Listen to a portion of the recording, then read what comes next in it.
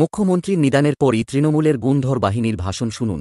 অন্যায়ের প্রতিবাদ করলেই নাকি প্রতিবাদীদের বাড়ির মা বোনদের বিকৃত ছবি দেওয়ালে টানিয়ে দেবে বলছে অশোকনগর কল্যাণগড় পৌরসভার কাউন্সিলরের স্বামী। রাজ্যের মহিলাদের সম্পর্কে এদের বক্তব্যে যেভাবে অতি নিম্ন রুচি কুশিক্ষার পরিচয় উঠে আসছে, সেটা রাজ্যের জন্য শুধু নয়, সমাজের পক্ষেও বিপজ্জনক।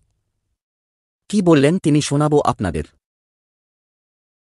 মমতা বন্দ্যোপাধ্যায় বলেছেন একটু তো ফোর্স করতে।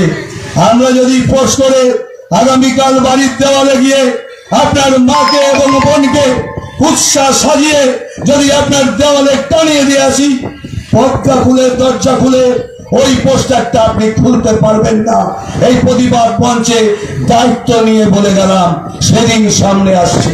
সকালবেলা উঠে দেখবেন যে মমতা বন্দ্যোপাধ্যায়কে ফেসবুকে আপনি ব্যক্তি কুৎসা করছেন, যে মমতা বন্দ্যোপাধ্যায়কে চরিত্র নিয়ে গালাগালি করছেন, আপনার বাড়ির দরজায় গিয়ে আপনার মা বোনকে বিকৃত ছবি করে আপনার বাড়ির দেওয়ালে টানিয়ে দিয়ে আসবো।